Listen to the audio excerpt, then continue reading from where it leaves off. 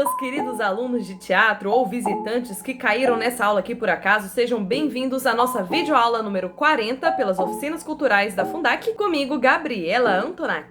Como estamos aí numa sequência de estudos teatrais, essa aula também vai trazer para vocês uma parte aí, um trecho de um livro que eu gosto muito, né? Todos esses estudos são coisas, são leituras que eu fiz em algum momento e que eu gostei muito a ponto de guardar, de anotar, de fazer notas. Então eu vou trazendo essas reflexões e essas leituras e compartilho elas aqui com vocês para que a gente crie aí essa relação de estudos, né? Mais do que também, além da prática que é imprescindível e fundamental ao teatro, né? Também a gente complementa aí os nossos estudos quando a gente pensa, quando a gente estuda, né? Quando a gente reflete sobre essas práticas. E para hoje a nossa reflexão vai ser uma leitura muito bacana, um trecho assim, um pouquinho até maior do que vocês estão acostumados aqui nessas videoaulas, do livro O Ator Invisível, do Yoshio Ida, tá bom? Esse daqui é um livro muito bacana, então vamos lá para o nosso estudo teatral.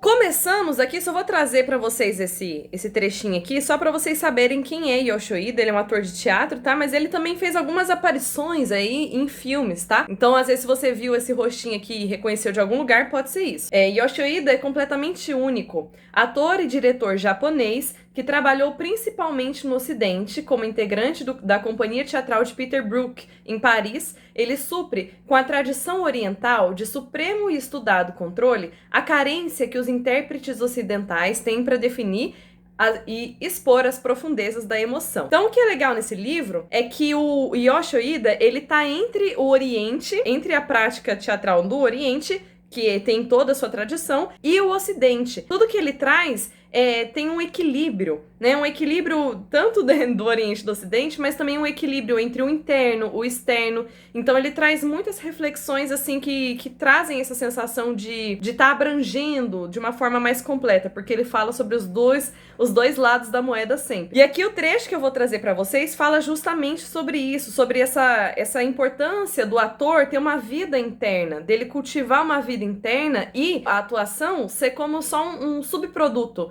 né? Uma materialização, uma embalagem, mas na verdade tudo depende da construção interna do ator. Então, para isso, ele traz aqui pra gente uma história chinesa, ele conta um caos pra gente. Eu vou trazer aqui pra vocês, a gente vai ler juntos, vai aparecer aí na tela pra vocês, e aí a gente vai conhecer essa história e refletir um pouquinho, tá bom? Então vamos lá. Eu tô aqui na página número 80, tá bom, gente? No capítulo que ele fala sobre a interpretação. Vou contar uma história chinesa.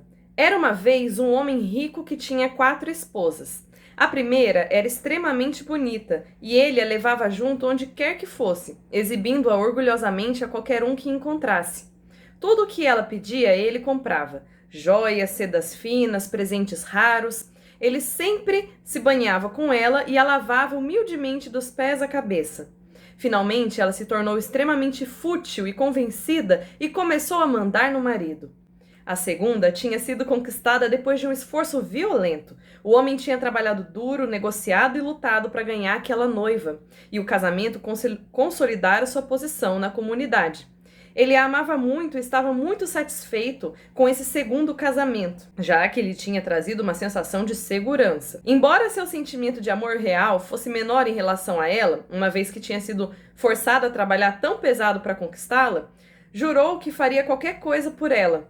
Disse-lhe que estava disposto a trapacear, a matar, enfim, a fazer tudo o que fosse preciso para se assegurar de que ela ficaria ao seu lado. Sua terceira esposa não lhe era particularmente importante, sentia uma leve afeição por ela. Quando se casaram, ele era muito jovem, atraente e o acompanhava em suas constantes viagens. Mas conforme o tempo foi passando, ele começou a ver suas fraquezas e defeitos. Começou a acusá-la de que no começo tudo era diferente, e isso levou a muita gritaria e discussões. Ele a chamava de estúpida, insensível, mal-educada e imbecil. Já estavam quase se separando quando de repente ela teve um bebê. Então ele decidiu manter o casamento. A quarta esposa era tratada como uma serva. O marido mandava nela, batia-lhe sem nunca lhe ter dado nenhum tipo de presente ou feito elogios, nem mesmo palavras gentis. A pobre mulher estava completamente atormentada, já que seu marido a amava tão pouco. Finalmente, ficou fraca e deprimida, obcecada com seu comportamento, tentando desesperadamente agradar o marido. Ela andava em volta da casa toda encolhida, com medo de que viesse alguma repreensão severa ou algum outro revés. Um dia, o governo pediu a esse moço que empreendesse uma longa jornada para além das fronteiras do império. Como agora já estava muito velho, não queria viajar sozinho e decidiu pedir a uma de suas esposas que o acompanhasse. Ele amava a primeira mais do que todas, de modo que se dirigiu a ela com seu pedido. Quando lhe pediu que o acompanhasse na viagem, ela simplesmente lançou-lhe um olhar gelado e respondeu: "Não, nunca, nunca, nunca." Com essas palavras, virou-lhe as costas e saiu. O marido ficou furioso, mas nada do que dissesse seria capaz de demovê-la. Então, ele foi até a segunda esposa e fez o mesmo pedido. A expressão dela nem se alterou e ela simplesmente continuou a pentear o cabelo. Finalmente respondeu com uma única palavra: "Não." Ele ficou chocado com sua frieza e decidiu abordar a terceira mulher. Era a única que organizava a correria do dia a dia doméstico e cuidava dele quando estava doente. Portanto, achou que seria mais qualificada para acompanhá-lo em sua árdua e longa jornada. Quando pediu que o acompanhasse, ela se desmanchou em lágrimas, dizendo: "Realmente gostaria de ir com você, mas tenho de ficar para olhar o bebê. Além do mais, tenho medo de ir a algum lugar tão estranho. Na verdade, isso me apavora. O mais longe que irei com você será até a fronteira, mas quando chegarmos lá, por favor, me esqueça, não poderei ir adiante." Ele concordou com aquela justificativa e foi procurar pela quarta esposa, já que nunca tratara bem, estava duvidoso quanto à sua resposta. Mas ela respondeu que seu trabalho era estar ao lado de seu marido e declarou que estava pronta para acompanhá-lo a qualquer parte, mesmo que fosse ao inferno. O homem ficou ao mesmo tempo surpreso e tocado com sua disposição. Chegou o dia da partida. A primeira esposa ficou na cama, recusando-se a falar, sem sequer alterar a frieza de sua expressão. A segunda reagiu do mesmo modo, não mencionando nenhuma palavra nem para se despedir. A terceira estava ocupada organizando todos os detalhes da viagem. Manteve sua palavra e viajou até a fronteira. Quando ali chegaram, ela teve um acesso de choro, beijou o marido e voltou para casa. O homem viajou até aquele estranho país acompanhado unicamente de sua quarta esposa. Bem, o que representam essas 4 esposas? A primeira é o corpo. A segunda, as posses. A terceira é o cônjuge, ou o relacionamento que temos com as pessoas. E a quarta? É nosso real eu mesmo. A fronteira é a morte. Nosso corpo e posses não viajarão conosco. Nosso cônjuge só pode ir no máximo até a fronteira. O único que fica ao nosso lado é o único de quem tanto abusamos, nosso eu mesmo. Tendemos a considerar nosso corpo como se fosse nosso. É verdade, podemos usar o corpo, mas não é nossa propriedade. A única coisa que realmente possuímos é nossa mente e alma. Observemos uma flor. A primeira coisa que vemos são as delicadas pétalas, mas se olhamos por trás dela, podemos ver o caule. A beleza frágil é real, mas alguma coisa a mais a sustenta. Essa é uma verdade que serve para tudo. Existe uma superfície que se pode ver, mas há sempre algo mais por detrás. Mesmo uma montanha enorme terá correntes de água fluindo embaixo dela. Nos seres humanos existe uma superfície visível e uma grande porção escondida por dentro. Aquilo que vemos é sustentado por aquilo que não vemos. Por essa razão, não devemos cometer o erro de treinar somente o que é visível na superfície. Isso simplesmente não funciona. Se quisermos ter uma bela flor, temos de nos concentrar em regar as raízes das plantas e sustentar o caule enquanto ele cresce. Do mesmo jeito, se quisermos ter um belo corpo e presença cênica, é preciso cuidar do eu interior. Se o interior estiver pobremente nutrido, não há beleza externa, gestual, técnica vocal extraordinária, roupas elegantes ou maquiagem fantásticas que ajudem.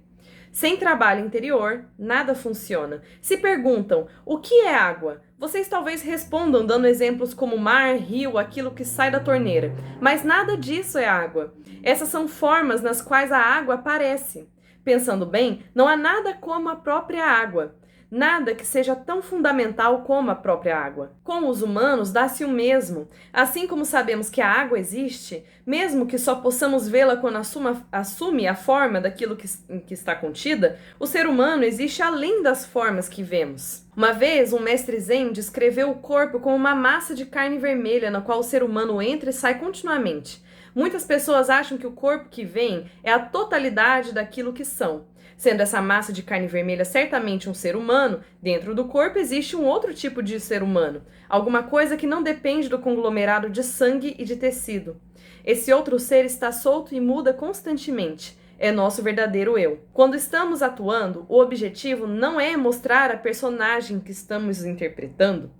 Para além do personagem, existe um ser humano mais fundamental, e é esse ser humano fundamental que faz com que o palco seja vivo. Apenas construir o personagem não é o suficiente. Há muito tempo atrás eu li esse trecho, eu achei ele muito legal, assim, muito profundo, anotei uma partezinha, uma frase, para que eu pudesse retomar sempre nesse trecho e relembrar. E eu espero que para vocês tenha sido também um trecho interessante de se conhecer, né? E que a gente possa também nutrir esse nosso olhar interior, né? Trabalhar a nossa observação sobre nós mesmos. Isso é um trabalho muito legal para quem é do teatro, sobretudo, né? Você fazer essa observação sua, do seu comportamento, dos seus sentimentos, dos pensamentos, tudo, né? Tudo que abrange tudo que você é, faz parte do nosso trabalho também se observar, né? Porque isso cria uma profundidade. E não é só para ter, né, gente? Não é só para ser um bom ator ou para ter uma bela flor, mas é porque realmente faz parte do nosso trabalho olhar para a existência humana de uma forma curiosa e interessada. Isso, como eu falei para vocês, já apareceu aqui nos outros estudos teatrais, né? Porque faz parte mesmo do nosso trabalho e do nosso estudo. Então, gente, eu espero que vocês tenham gostado dessa reflexão, que hoje foi mais lido, né? Menos do que eu ficar falando, foi mais lido. Eu espero que vocês tenham curtido aí essa provocação que trouxe para vocês com o Ator Invisível do Yoshio Ida. Fica aqui a recomendação do livro para quem, gente, tem interesse, para quem fala, uau, eu quero estudar um pouquinho mais, fala para mim, tá bom? Fala para mim que a gente pode aí buscar formas de você também ler esse livro. É só pedir para mim que a gente conversa e eu te mando aí as coisas que eu tenho para você estudar. Então eu me coloco inteiramente à disposição nesse sentido. Vou colocar até aqui embaixo na descrição do vídeo o meu e-mail, tá? Do Extra Teatral, porque se alguém quiser mais material para ler, para estudar, fala comigo que eu envio para você aí de coração aberto. Vai ser uma alegria poder trocar essas referências com você. Espero que tenham gostado. Um beijo, um grande abraço e até as nossas próximas videoaulas.